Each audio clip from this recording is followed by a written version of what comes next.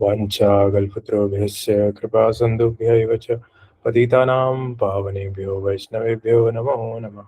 Jai Shri Krishna Chaitanya Prabhu Nityanand Shri Advaita Gadadhar शिवासादि Gaur भक्तवृंद। Hare Krishna Krishna Krishna Hare Hare, Hare Ram Ram Ram Hare Hare. So I'll just project.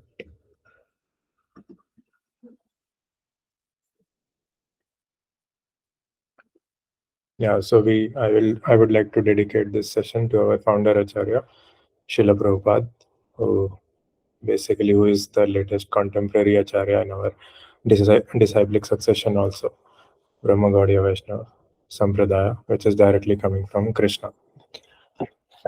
So I'll dedicate this session to him. Whatever I'm sharing, I've learned from his followers and from him. So this is the overall bird's eye view of the first chapter. So we saw that in the first question, Dhritarashtra is asking a question to Sanjaya. So Sanjaya is basically bestowed with this benediction of seeing the battlefield because he is the disciple of Vyasdev. So Vyasdev, his guru, has bestowed him with this vision. So Dhritarashtra is in anxiety and he is asking this question. Dharma kshetre kurukshetre samaveta yuyotsava mamaka pandavaschava kim akurvat Sanjaya. So basically, he's asking that what did they do on the battlefield? Obviously, like everybody is standing on the battlefield, so what will they do? They are just preparing to fight. They are trying to like follow the protocol which Vedic battles follow, and then they will start the fighting. So this question itself denotes Dhritarashtra's anxiety for his sons and for the result of the battle. So basically, then after the first verse, we see that Bhagavad Gita is describing Duryodhana's dialogues with Dronacharya and Bhishmadev, how he is manipulating them because of his own fears. So I think the major takeaway for us was that because of his anxiety and fear which was in his heart, that were manifesting in various concocted, duplicitous, manipulative arguments with his seniors. So we should not hide any fear. We should discuss. We should find good mentors and discuss those weaknesses of heart with them to overcome those and elevate our consciousness. So this dialogue is there in detail between Drona and Duryodhana and Bhishma and Duryodhana. And then after these first 11 verses, the subsequent 8 verses, both the parties, they blew the conch shell. So we saw that Bhishmadev, just to encourage the demotivated Duryodhana, he blew the conch shell. And then after Bhishmadev blew the conch shell, everybody else blew the conch shell on the Kauravas side. And then the Pandavas also blew the conch shell. And then we saw that the effect of blowing the conch shell was different on different parties. For example, the hearts of the Kauravas were shattered by the sound vibration of the conch shells blown by Pandavas. So that was because their heart were filled with demoniac propensities, and that's why they were feeling more and more insecure by the transcendental vibration of the conch shells of Pandavas. And Pandavas were feeling motivated when Krishna blew Panchajanya and all the Pandavas, like Bhima's was Pondraka. So like this, every Pandava, Bhimsen, and like Yudhishthir, Nakula, Sahadev, Arjun, everybody blew his own conch shell, and that sound vibration had a transcendental effect on the morale of the Pandavas and everybody on the side of Pandavas. But it had the reverse effect on the heart of Kauravas. So after the conch shell blowing is done, then Arjuna and Krishna enters into Bhagavad Gita, and we see that Krishna has taken this humble position of being a charioteer of Arjuna. So Krishna, who is like the supreme personality of Godhead, who is sitting in all of our hearts, who is guiding us, who is giving us intelligence. Because of him, the entire cosmic manifestation, the 14 planetary systems has formed. He has taken the role of a charioteer for his dear devotee, Arjuna. So here, this quality of the Supreme Lord is there, that just to satisfy his devotees, he can take any position.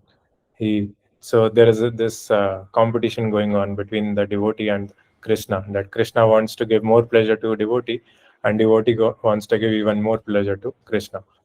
So like this, basically, Krishna is driving the chariot, and Arjuna tells Krishna to like take the chariot in front of the Kauravas, because he wanted to see whom who are all the people who he will be going to kill.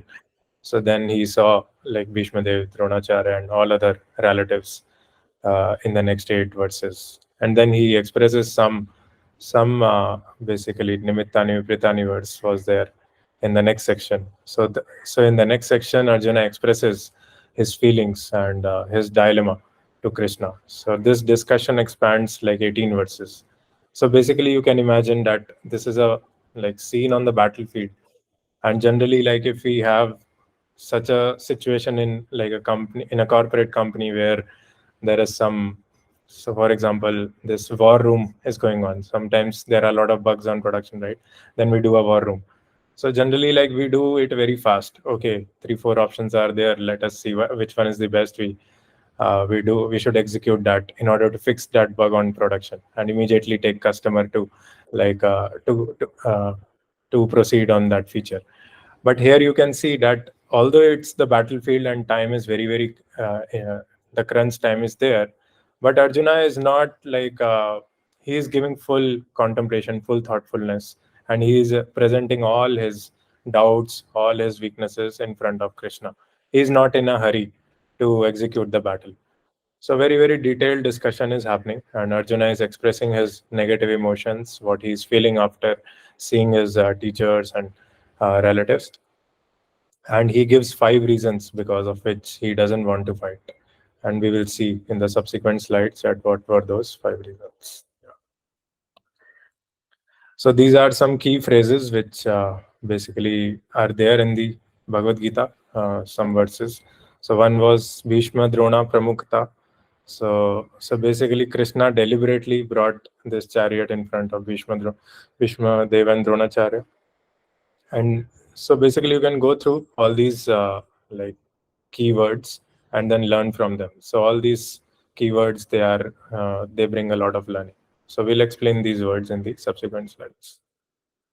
Yeah. So this is the first. I think the first verse explanation, and then Duryodhana's diplomacy,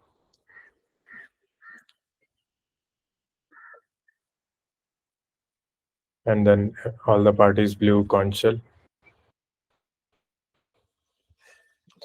Yeah, so blowing the conch shells, as I told, that it's a Vedic battle. That's why they are following a particular protocol in order to start the battle. So it's not like cats and dogs fighting and they immediately start throwing stones at each other, or biting each other, or fighting with each other. So in Vedic battle, they blew conch shells in a particular manner, and in the evening they did not consider each other enemies. Like even Kauravas used to visit. Uh, yeah, so Kauravas used to visit Pandavas for friendly discussion and whatnot. Yeah, so they used to honor each other at night time, and Jarasandha was received as a guest by Bhima at night. In the day, fight was going on. So now this is the question: what was the name of Krishna's conch shell? Like I will give maybe 1 minute. You can skim through Bhagavad Gita, but I think I have also said in today's discussion what was the name of Krishna's conch shell. So if anybody knows, you can raise your hand.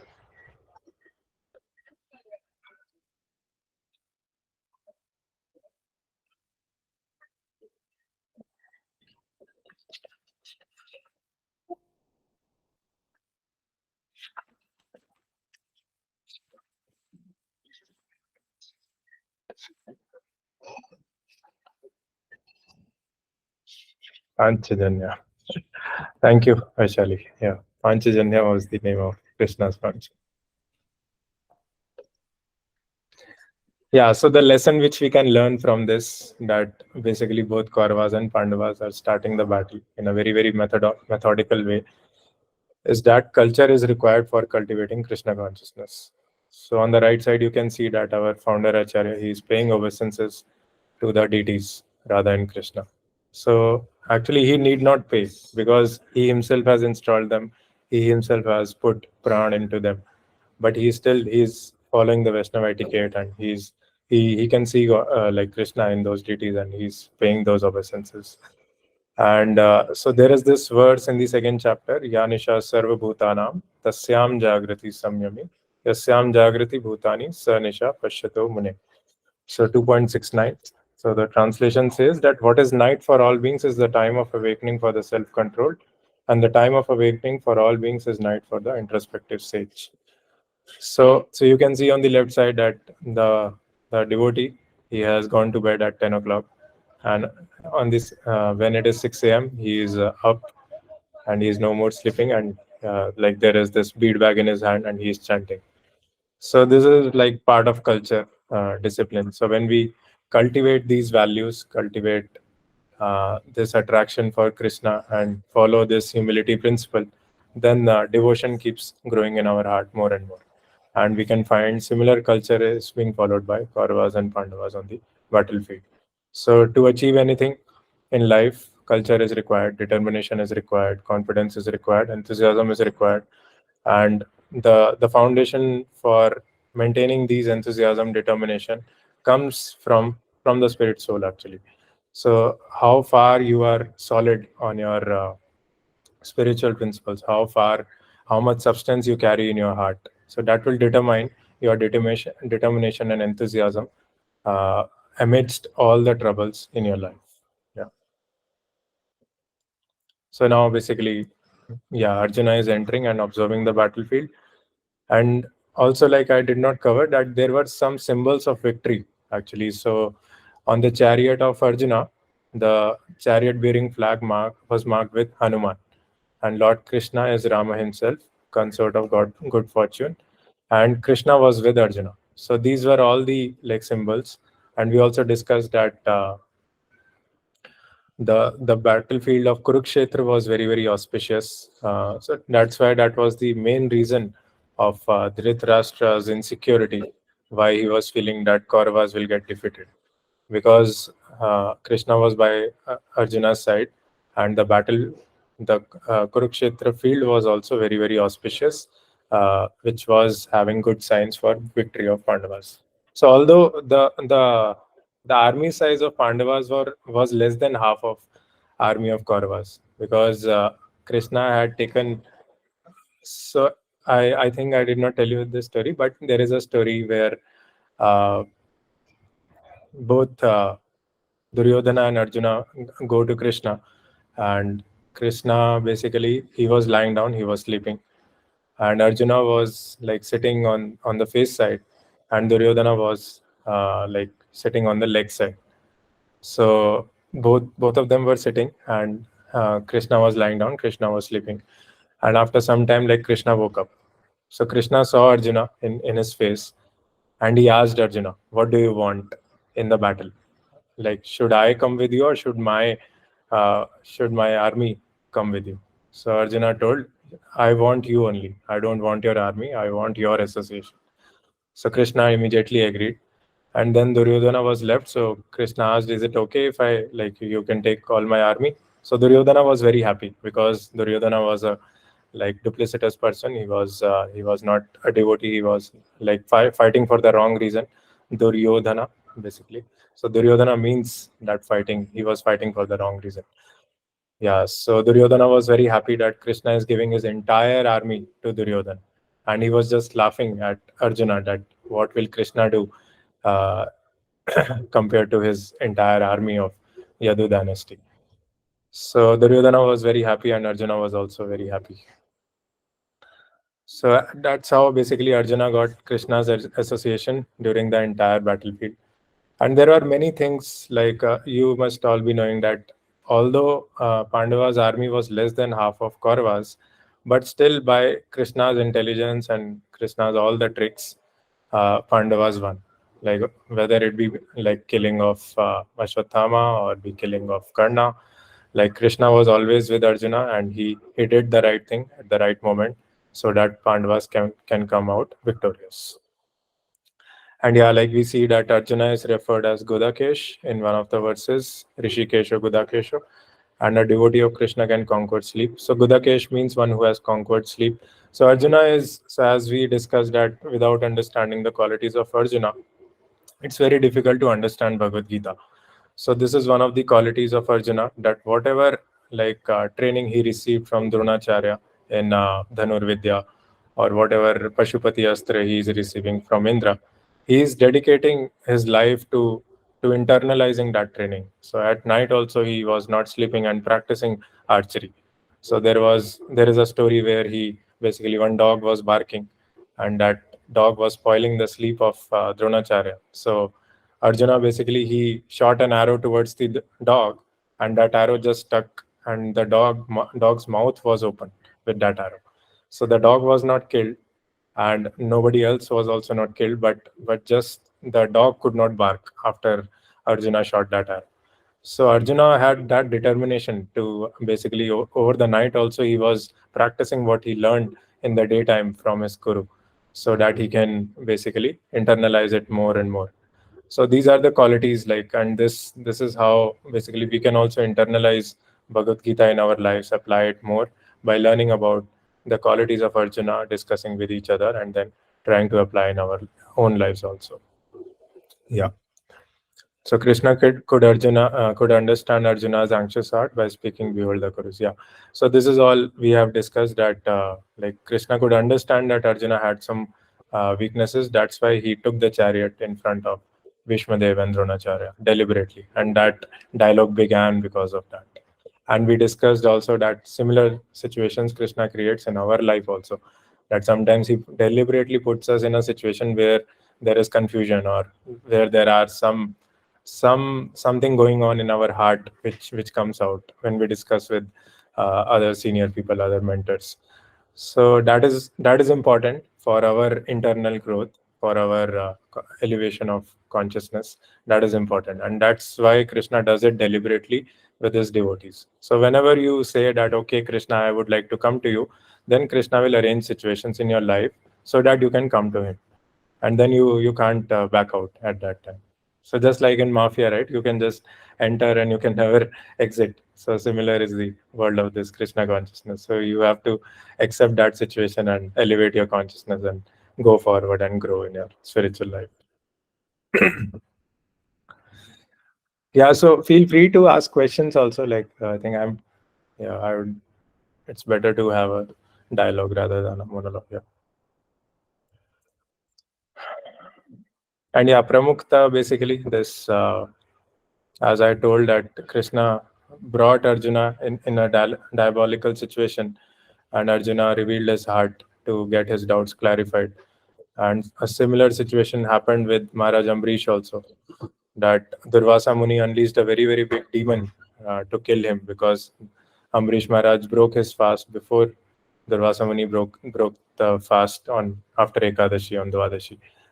So, but Maharaj Ambrish was not bothered at all. Like when he saw the demon by Durvasa Muni, he was totally uh, fixed his attention on Krishna. He totally knew that Krishna will protect him. Yeah. So yeah, so there is one question here, like what are some of the examples of Krishna putting his devotees in trouble from scriptures? If anybody wants to share.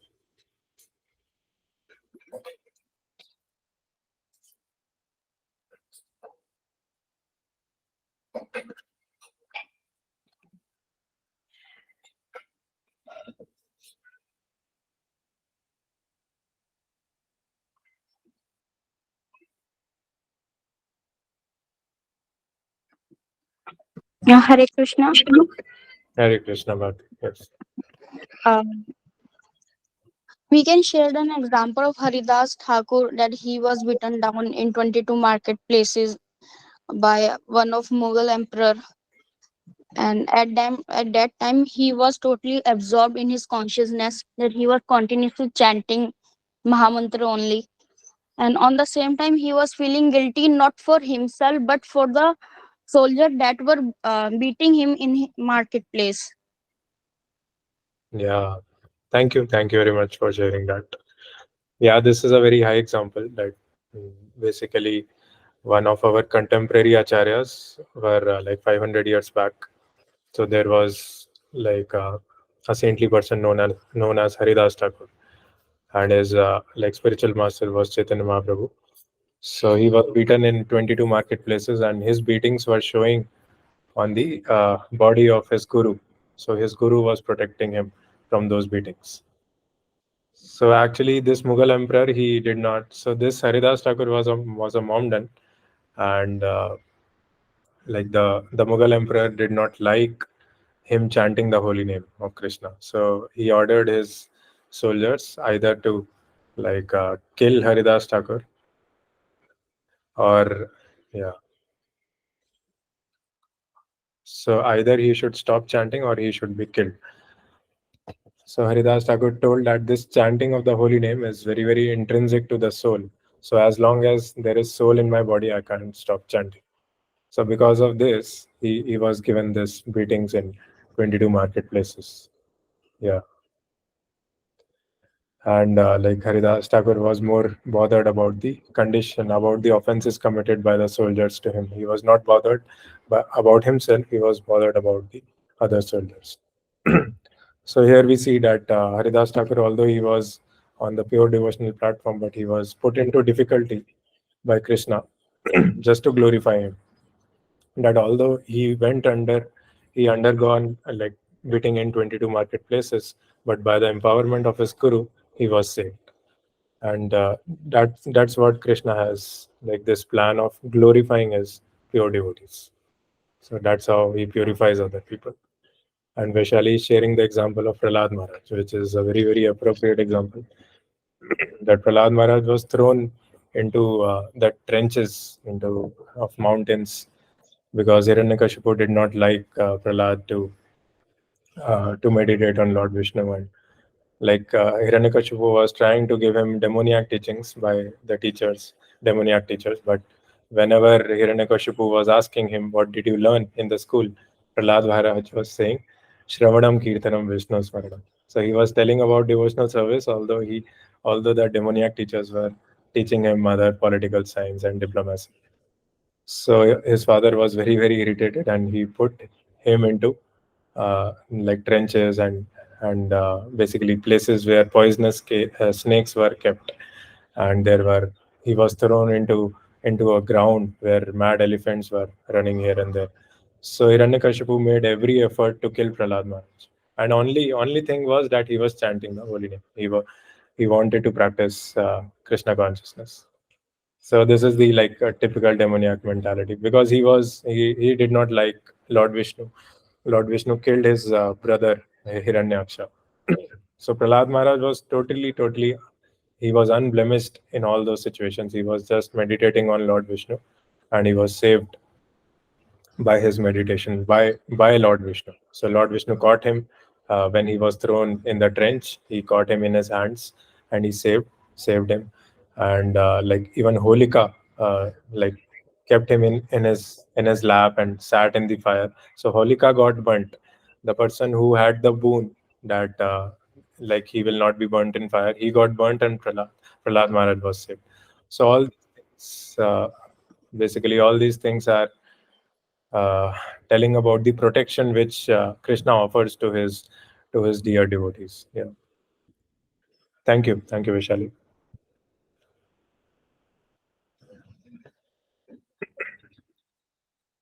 Yeah, let's move forward. I think. Yeah. So basically, this is Arjuna's confusion and bewilderment. That Arjuna was concerned and compassionate to soldier of both the sides, and he was, as we discussed, that his intelligence was very, very clear. Although he was having negative emotions, but he was not in a hurry. He was discussing in detail about the like repercussions, about his envisioning of the consequences of the battle. So he was again and again telling that there are no winners in a war. Like everybody will lose. All the family heads will be destroyed. So like women will be unprotected. So that's why his Gandiva was slipping from his hand. And then this Nimittani Britani verse also comes. Yeah. So what is the difference between Arjuna and Duryodhana with respect to regard for superiors? Yeah.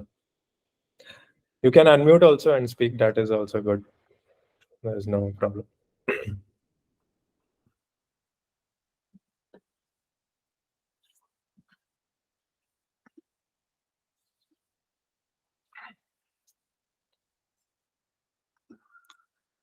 Anybody wants to try? Tanusha or Himanshu?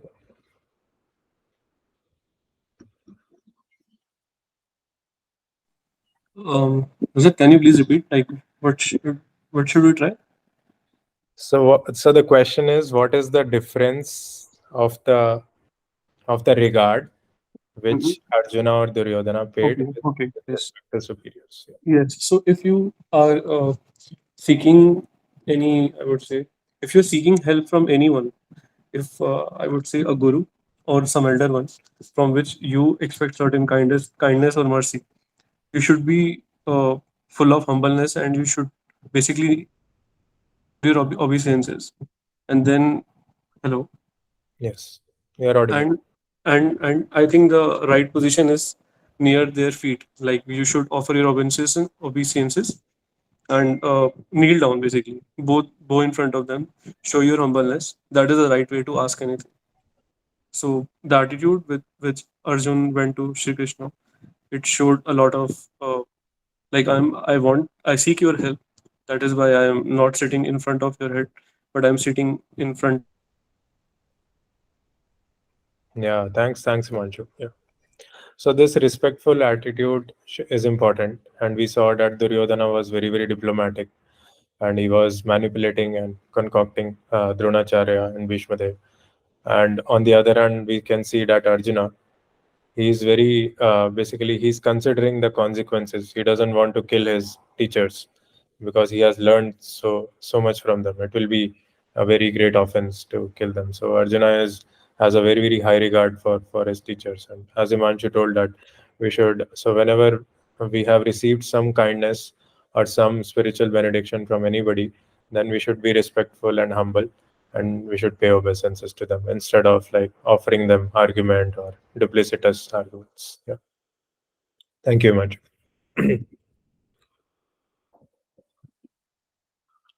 And these are the like five reasons because of which Arjuna did not want to fight. So first reason which Arjuna gave was the compassion, that he is feeling very lot of compassion for all the living entities on the battlefield because they will be killed without any reason. Uh, and as everybody knows that even when India Pakistan partition happened in 1947, like so many people were killed just because of the this misunderstanding between Muhammad Ali Jinnah and Jawaharlal Nehru. So even if one person could have just was not so stubborn and he could have retrieved from that argument, then that partition would not have happened, and so many people would not have killed, and so many families like are suffered trauma in that partition, and those traumas are actually like carried down till now also. So so that was the like main reason which Arjuna gave, that he was feeling compassionate because there are no winners in the war. And the second reason was he will not be able to enjoy the kingdom with relatives. So this is more about his like expectations and his like sense gratification. He would like to enjoy the kingdom with his relatives, with his teachers, instead of enjoying the kingdom alone and like his relatives and teachers dying. So that was the second reason. And the third reason he gave was like sin, basically pap, sin will affect them because he will be killing so many people. But in scriptures it is said that if you kill these, like there are six types of aggressors, and you are like scripturally authorized to kill them, there is no sin involved in that. But still like Arjuna was considering that whether he should kill or not. And then the fourth reason was that killing of soldiers will lead to unprotected women. So basically, the family heads will be killed, the husbands will be killed. So the women and children will be left without their without protection. So that will lead to Varna Sankara, because then women will move like forward. They might marry somebody else, or they might like get involved in adultery. So that will lead to begetting of unwanted children. Varna Sankara means begetting unwanted children.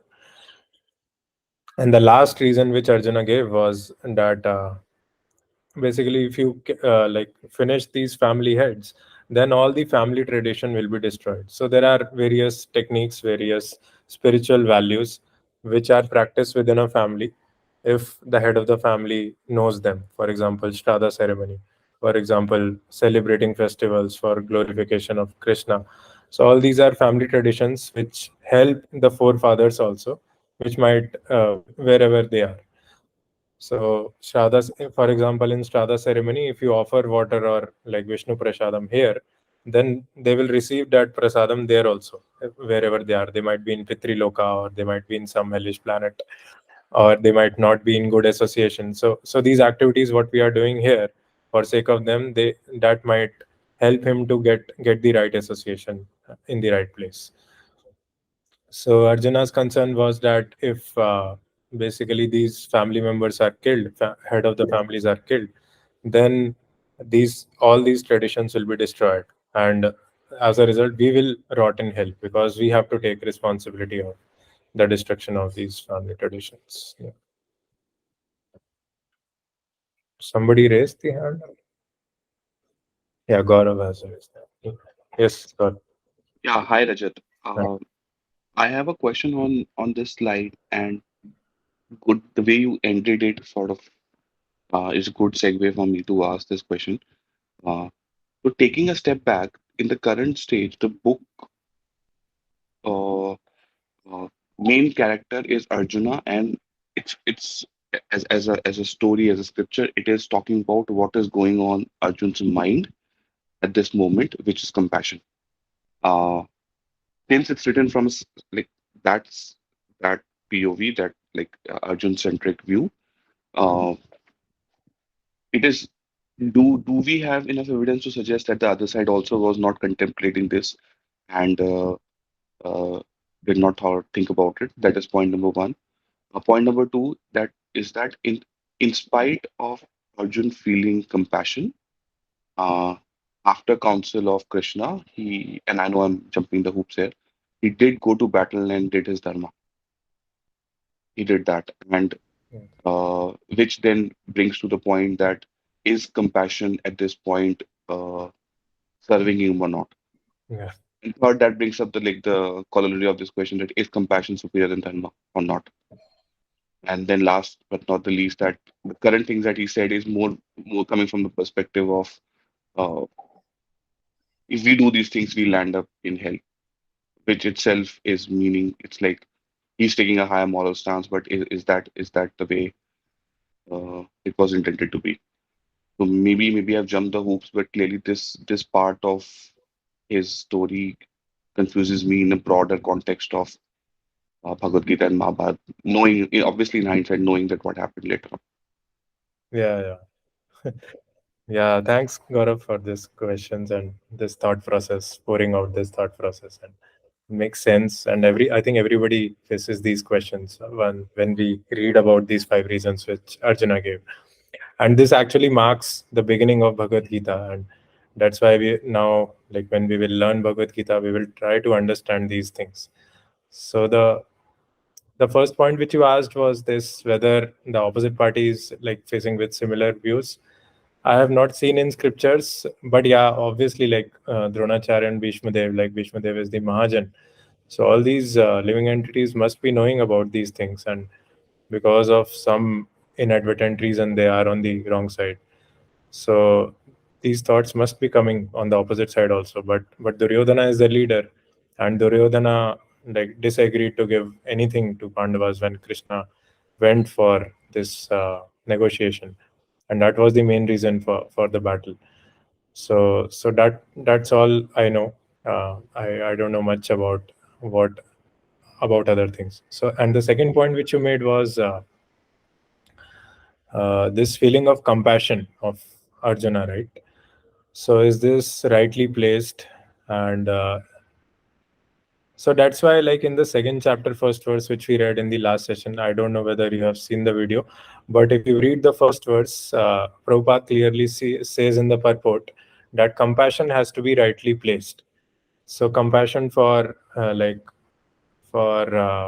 temporary things is misplaced, and it will not help you in the long run. So compassion should be should be for the things which are eternal, which are not destroyed and which are always there. For example, compassion for a drowning man is uh, will not solve the purpose. So that's why compassion has to be on the spiritual platform for the spirit soul and not the bodily platform. So that's what Krishna will like explain in the second chapter to Arjuna. And that's what begins the Bhagavad Gita. And that's how like the second chapter becomes more interesting, because you are faced with these confusions and everybody will be faced with confusions. Yeah, so just a second. I'll just answer this question in completion. And the last point is, of course, it's correct actually. So suppose if you like indulging in India-Pakistan war, and if you are being the like leader because of whom the war is taking place, of course, you will have to take responsibility of the sinful reactions, whatever is happening on the battlefield. And this is a very, very valid argument posed by Arjuna. So Arjuna is a very highly qualified soul, and that's how he's making all these arguments. He knows scriptures by heart. He has learnt all the shastra from his gurus, and that's why none of the arguments are wrong.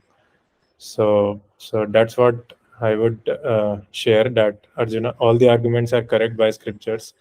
But then, like, Krishna will also give his side of arguments, and how Krishna convinces Arjuna to fight, that will continue till like 17th chapter. And that is the mystery of Bhagavad Gita, that how these apparent contradictions and apparent arguments made by Arjuna will be resolved by practicing, like elevating your consciousness and Krishna consciousness. Yeah, thanks, Gaurav. Yeah. So I hope this answers your question a little bit. But as we learn more in the subsequent chapters, these answers to these questions may be more clear. Yeah. Cool. So Vaishali is asking that what are the eternal things one should have compassion for? Yeah. Uh, so the verse which I quote often in these sessions was this: Nasate vidyate bhavo, na bhavo vidyate sata, ubhayorapi drishtantvas tvaninos tattvadarshiphi. So in the second chapter, we'll learn that we are not this body, we are spirit soul. So if we can basically see every living entity as a spirit soul, and then we can be compassionate on a spirit soul. So with spirit soul is covered with like some subtle coverings of mind, intelligence, and false ego. And if a person is behaving in a certain way, for example, he's angry, or he's facing some negative emotions, he's stressed out, or he's feeling some trauma, anxiety, or fear, then we can be compassionate. Okay, Krishna, like, give him some mercy. He is not feeling good, so give him some mercy, take him out of those dualities. So these are dualities, dvandamo. So we'll read in subsequent chapters, ichha dvesha samuttena. So these dvanda and moha. Dvanda means duality, moha means illusion. So because of illusion, a living entity suffers, a conditioned living entity. So when you are compassionate for the soul and you are praying for that soul to Krishna and devotees, that they like take out the soul from these conditioning, then that is real compassion. And instead of wondering that, okay, like these people will die, and what I will achieve in this, I will be shocked, or how will I live my life when they will die. So that is like actually the thought process is okay, and which is very, very like practical in the today's world also, but that is on the like bodily platform, because even if they die, they will be somewhere else. And in the second chapter, Krishna will tell that Dronacharya and Bhishma Dev, this death is good for them, because they will achieve higher planets, they will achieve heavenly planets and like spiritual planets. Yeah, so like this, basically, slowly we have to cultivate this spiritual conception of life. And that's why I'm encouraging all of you to like buy this Bhagavad Gita, and like maybe read one verse every day and chant this Hare Krishna Maha Mantra also.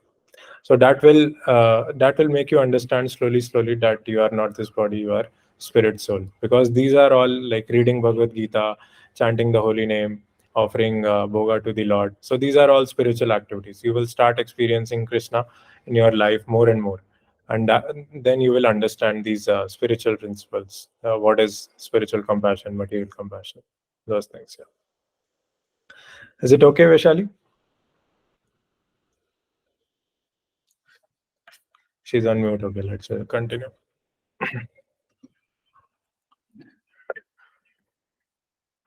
Yeah, okay. And then like this is the like famous slide, Nimittani Vipritani. I think Tushar summarized this nicely. So this is how a conditioned soul thinks, that when we are doing work, then we are getting salary, and when we get the salary, we get so-called happiness in our mind. So there is some sanskara which is getting fulfilled by the receiving of that salary, and when we receive the salary, then we are motivated to work more, so that we will get the salary. That is the like cycle, and once we get the salary, then we feel happy. So like this. Basically our lust is satisfied, so that transforms into greed, then we want more salary. So if when the lust is satisfied, then it is transformed into greed, and when lust is not satisfied, it is transformed into anger. So on the right side you can see that if our lust is not satisfied, then it transforms into frustration. For example, if you have salary expectation and suddenly you see that Google is going under a lot of loss and he cuts out your salary, 80% cut, then you are crying. So this is nimittani vipritani, like frustration born out of expectations. This is the condition which Arjuna is facing on the battlefield. That although he is expecting that he will enjoy the kingdom with his relatives after the battle, but he is seeing those relatives in front of him whom he has to kill with his own hands. Okay, yeah, this like I really like this, and these situations come in our life very frequently. Yeah.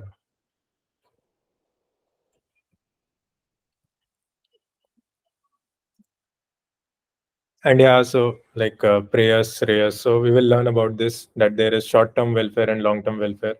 And Arjuna is thinking about the long-term welfare of everybody. In all the five arguments which he gave, he is trying to think long-term. And that is the quality of a leader. He should think about long-term welfare for his subordinates. And he's an visionary. And in case of Prahlad Maharaj also, when he was in the womb of Kayadu, like all the like demigods, Indra wanted to kill this son because he was the son of Hiranyakashipu. Hiranyakashipu was like giving a lot of trouble to demigods, and that's why he wanted to kill. Indra wanted to kill Prahlad Maharaj. But Narada knew, Narad Muni, who saved Kayadu and brought her into his kutia to give like Bhagavatam class for 100 celestial years. He immediately told, Narad Muni told Indra that this boy will be a very, very great devotee. Don't think he will be like Hiranyakashipu. So immediately Indra like forgave Kayadu. So Narada could see the future, and that's how he was able to envision. So we see these qualities in all the saintly personalities which our scriptures mention. That this quality of envisioning, of seeing the future, and like not taking life as it is, as it is coming. So even as devotees, we are taught this thing, that we should not take life as it is coming. We should basically try to understand by the present situation and by the present consciousness of other people, that what is awaiting for them in future. So when you learn Bhagavad Gita, when you chant the holy name, then that intelligence Krishna might give to you, that you are able to predict some things. Yeah.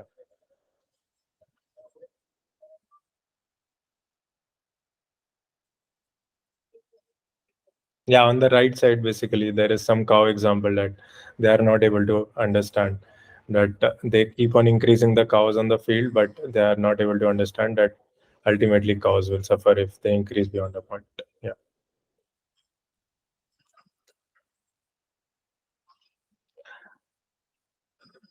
Yeah, and in the 32nd to 35th verse, uh, yeah, so Arjuna is facing this uh, trauma, right? Because his prescribed duty was to be a Kshatriya, and he should kill actually, according to, if he wants to fulfill his duty. So this change in identity, because he's identifying with multiple things. He's identifying with being a Kshatriya, he's identifying his being a student of Dronacharya, and he is identifying his being a like a relative of Bhishmadev and other grandfathers and grandsons. Due to his identification, these multiple identification, he's totally confused. And if so, as Gaurang Prabhu also mentioned, that if we understand these two keywords, change and identity, then we can understand entire Bhagavad Gita. So basically, scriptures recommend this only, that when we When we realize our relationship with Krishna, then we understand our true identity. Sarvapadi vinirmuktam tat paratvena nirmalam rishikena rishikesha sevaram bhaktiruttama. So all the, like, when you give up all the upadhis, whether I am a father, whether I am a manager, whether I am a son, so all these upadhis are secondary, but the original upadhi is that you are a spirit soul who is a part and parcel of Krishna and who is a servant of Krishna. Then basically you can resolve your doubts, resolve your all your conflicting doubts, and that's what Krishna will teach Arjuna in the subsequent chapters.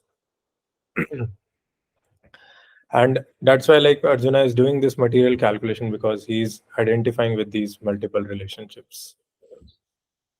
And then we also see that Arjuna is like addressing Krishna with multiple names, Janardana, Madhusudana, and he's mocking actually Krishna. Yeah, Sahil, you have a question. Hey, Rajat.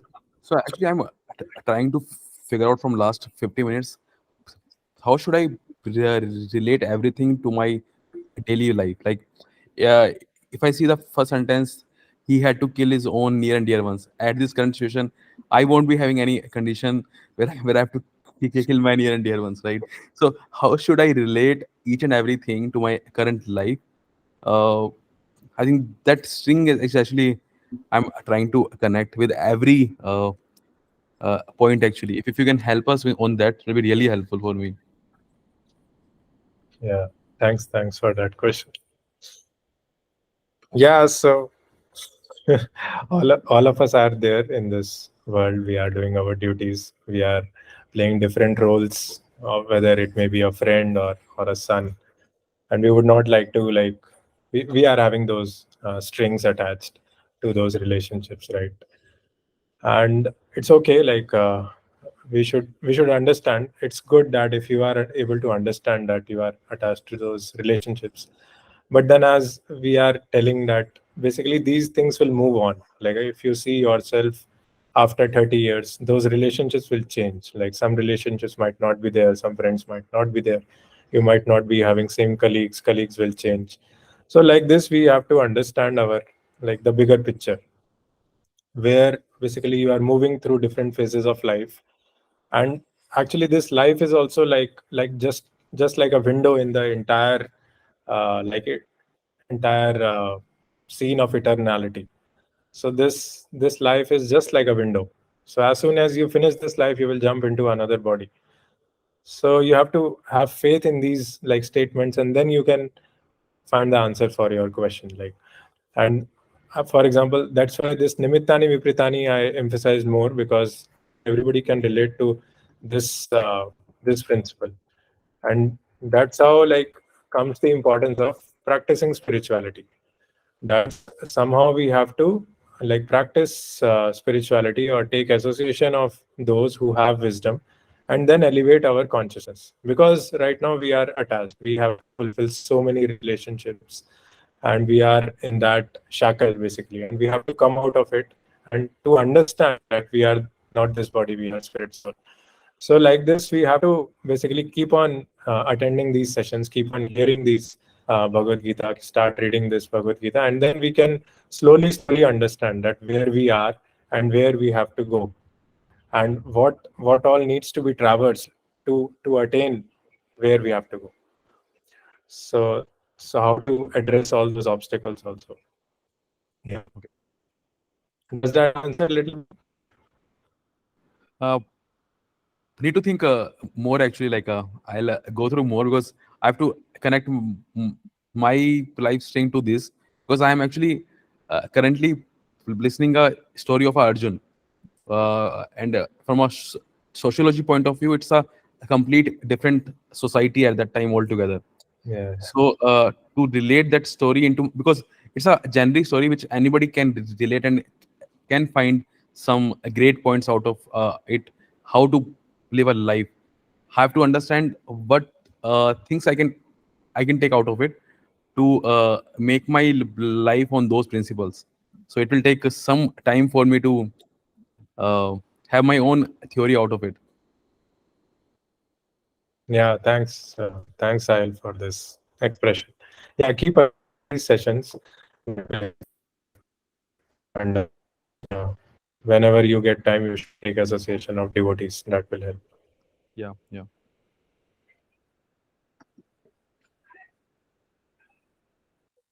Yeah, given our current challenges. Yeah, so if you can be more precise that what is the challenge you are facing, then only I can help actually. Like so if you just take an example of your first sentence, right? Yeah, uh Arjun has a condition where he has to uh, kill his near and dear ones. But if you compare in today's society, we follow a principle like a let like live and yeah, let others live. Like we have an option to ignore because for our mental peace, we don't want to enter into anybody else personal space or anything because but at that time they had to, right? That option is completely different from that world to this world, right? Today if you ask me to get a mental peace, my mental peace will be only with me. I can be less social, I can ignore those negative person in my life, which can give me more peace altogether. Whereas at that time they had to face them. So these are the two different world altogether. Where in this world I don't need to change anyone except myself. But at that time, uh, you have to face your near and dear ones. Like if you yeah, see, right, like your interaction with your near and dear ones at this, like in this world, I should say, it's very very minimal. Like I'm staying in Bangalore, I interacted with my relatives like a twice or thrice in a whole year itself. So that's my challenge to put those principles in this world. It's like a I'm just trying to connect those things actually. Like how should I relate myself with this? yeah, yeah. Yeah, so I think this sort of dilemma we might not face in our life, that we have to kill our own relatives in this life, right? But like there can be small principles which we can learn. Basically, the like generally whatever like suffering we have, sometimes it comes from the relatives only, right? So we should not be so much attached. Like we should be attached. Like obviously, mother is the first guru actually. Mother gives the first sanskaras, and then mother and father are the direct representation of Krishna, because they are the gateways through which we come in this material world. So like we have to respect them, regard them, honor them like in full. But then we have to like see them holistically also. Like if there is some impractical things going on, then we have to take some, keep one arm distance also. We should keep giving them love, but in certain things we can like keep a distance also. And that is right. Like live and let live. That is the policy which our founder Acharya also follows. And we have our quota. So in this Ishopanishad, there is a verse, there is an Ishavashyam principle, that all of us are very, very tiny. We are just tiny spirit souls. And we have our quota in which we can do our service. So we should not encroach upon others' quota. So, and these two principles, if we follow, that within our quota, if we do our service nicely, and we can remain happy and satisfied within that quota, and we don't encroach upon others' quota, then we can live for hundreds of years uh, by following this Ishavasyan principle. So, like this, if you connect everybody to Krishna, then they can also be happy, and you can also be happy in your quota, whatever relationship you have with Krishna and whatever uh, resources you have in your life. So, like this, you live and let live. Whatever desires they have, and they can fulfill, and whatever desires you have, you can also fulfill. Yeah, so we need not compare our situation like very, very like word to word with Arjuna's situation. Of course, we will not find those exact situations in our life, but little bit some challenges we might face. Like as you are saying, that sometimes they come, sometimes they go. So then whenever they come, you should be very, very loving. You should offer a lot of respect, regard, and love to them, and have a very, very warmth and congenial relationship with them. Yeah, Yeah, yeah. Thanks. thank you, thank you. Okay, I think we can conclude here. These are basically just the repetition of what we have discussed in the last sessions, that how Arjuna is mocking Krishna with various words according to his situation. For example, he says Krishna is Janardana, so he is the maintainer of living entities, and now he is asking Arjuna to kill all of them. So this is a contradiction. So like this, Arjuna is mocking Krishna at various levels. And then these aggressors, there are 6 types of aggressors. Yeah. Soft-heartedness versus material compassion. So Arjuna was displaying the symptoms of soft-heartedness because he was feeling this pain. He could envision that there will be a lot of pain after the battle. So that shows his soft-heartedness. Yeah. And then this Varna Sankara, basically. So generally there is a Varnashrama dharma, this Brahmana, Kshatriya, Vaishya, Shudra, and which has to be followed. But yeah, I know that that is not properly applied today, and so basically, when this varnashrama is followed, then automatically everybody will be progressive to Krishna. When the society is led by brahmanas, and brahmanas are giving counsel to administrators who are kshatriyas, and then basically there are vaishyas who are producing grain and milk from agriculture and cows, and then there are shudras who are assisting all vaishyas, kshatriyas, and brahmins. Then everybody and all the four varnas, their aim is to basically progress in Krishna consciousness. Sansiddhir Haritoshana. So then basically everybody will be progressive on their path. But right now there are no brahmanas. Like I know that many people have requested me to request Gorang Prabhu to come to Google Bangalore and give sessions. So that is good actually, because he's a proper qualified brahmana and he can give good counsel so that there can be less chaos in how Google is working. And similar sessions are already happening. Like in the past also, it has happened by ISKCON devotees or given. So like this, when brahmanas give guidance to the kshatriyas, then like things can go more smoothly and more happily. Yeah. Yeah, and then this Radha ceremony and family tradition destruction leads to hellish life. And Arjuna based his argument. Yeah. So one thing is that we have to. It's important to pass on the traditions to next generation. So all of you who are hearing Bhagavad Gita, the responsibility lays on you, that you internalize and understand these spiritual principles and then pass on these to your subordinates. Whosoever you think is eager and inquisitive to learn about Bhagavad Gita, you can tell them about Bhagavad Gita. And on the right side, there is this like disciplic succession. So Prabhupada is there, and then his spiritual master, and then Narad Muni is there, and then Brahma, and then Krishna, and Radha and Krishna in the eternal spiritual world.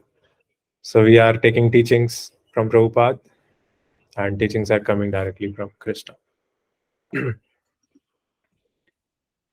Yeah, so Arjuna was behaving very nicely, soft-hearted, with material compassion, and such a kind and soft-hearted person is fit to receive self-knowledge. So that's what we can learn, that the state of heart of Arjuna was very, very soft, and that's why he was the appropriate person to receive the teachings of Bhagavad Gita. And to be kind is more important than to be right. Sometimes all a person needs is not a brilliant mind that speaks, but a kind heart that listens. So empathize, sympathize, those things are more important rather than just proving our own point to be right. So, so empathizing and sympathizing will lead to better teamwork, leadership. Yeah. Okay. I think this was the first chapter summary. I hope you liked it. And from next session, we'll start the second chapter. So, thank you. Um, Yeah. yeah, hi, Ray. So I just wanted to add one thing. I think Sahil had asked, like, I'll quickly wrap up in few seconds. So like it may be a possibility that when you are hearing Bhagavad Gita maybe for the first time, or like you're just going through the initial sessions, there is a high possibility that you won't be able to relate to every word of um, the conversation which is happening between Krishna and Arjun. But um, but once you gradually move from chapter to chapter to till 18 chapter, slowly and steadily, you might feel a lot of things in that entire journey that you could relate some of them at least to your overall life. And I don't want to talk in a very spiritual jargon like higher consciousness and all, but I would say that gradually, when the higher taste develops, or you know uh, how should I say subtly, like uh, once that transformation starts within due to your experiences, due to reading, or listening to Bhagavad Gita verses, there is a possibility that you might experience something very differently, and it might change your views. So I'll just say that right now you should be just uh, let the learnings come in, and don't judge it too soon. Like give it some time. Uh, you will see the transformation in some time. Uh, Thanks, Himanshu. Yeah, I'm just being more curious and keep my mind open for all the ideas. Just sending all the ideas, like it's just a curiosity how I can put- change my ideas based on all these learnings mostly. No, no, Yeah. makes sense. Totally makes sense. But yes, I mean, just take it with a pinch of salt right now. But gradually, there is a high possibility that even after going through all the sessions, there is something you will learn out of all these lectures. So I'm Definitely. hopeful for that, yeah, and I hope that you'll be able to compare your before and after journey. Yes. Like, Yes. Yes, yeah. Yeah. definitely. Thanks. Yeah, this process of hearing is very, very purifying. And thank you for sharing this, Himanshu. And generally, when we hear for the first time, we are very, very curious that when will we see Krishna? When are we going to see Krishna? But you have to be patient. So, patient has to be patient. And then when you will read it again, as Himanshu is saying, that chapter by chapter, when you cultivate a higher taste, then you will experience this. This is more of an experiential process. Like the bhakti process is more on the experiential side. So when you practice, then you experience it. Proof of the pudding is in the eating. Yeah. Thanks for a nice discussion, Sahil and Himanshu. Uh, Yeah. was the one last question on that slide which you showed, right, for the salary and the expectations one, right? So Yes. that actually that question came to my mind, right? So if you just take your own example, right, and during the incremental cycle, like we have in Google, right, and you are one level, you are few levels ahead than us on the journey of this Bhagavad Gita and the spirituality. So how you implement this principle of the expectations from your job, because Hmm. out of the 24 hours, right, you work for 8 hours, and you must be having some expectations from your manager, from your perf cycle, everything. So Yeah. how do you imply all these things during your performance time, or in each and every instance of your life where you are expecting from your friends, from your partner, from your parents as well? So Yeah, very nice question take again. care of this. Yeah, yeah. You will get this answer in the second chapter. So there is one verse, karmanyevadikaraste ma phaleshu kadachan ma karma phal hetur burma te sangost akarmani. So basically, that's why I am encouraging and motivating all of you to practice Krishna consciousness. And like when you experience this higher taste, which Imanshu was telling, then you will experience, like you will experience a higher connect, and with that higher connect, you will develop a higher attachment, and then you will lose all the lower attachment. And then you understand that you are spirit soul, and Krishna is your maintainer. Your manager is not maintainer. Krishna is giving salary to manager. That's why manager is able to pay you. So whatever is coming to you, it is by the sanction of Krishna. So Krishna is the maintainer. Your Google or manager is not maintainer. So if Krishna wants you to move from this company to that company, or if Krishna wants not to like give an increment to you, then you accept it basically. So that is what Krishna consciousness is. That you practice devotion on Krishna's terms and not on your terms. And this can only happen when you have some attachment for Krishna. So for example, yeah, like this only, like when you for example, if you are in love with a girl, then whatever that girl will say, you will do that, and you will not be afraid of other things, whatever your parents are saying or whatever your manager is saying, right? So once you fall in love with Krishna, then you don't need to be afraid of anything else. Krishna will maintain you. Yeah. Okay. Thank you. Got it. Yeah. Hare Krishna. Okay. Thank you very much. Hare Krishna. Thanks, John. Hare Krishna. Next Sunday.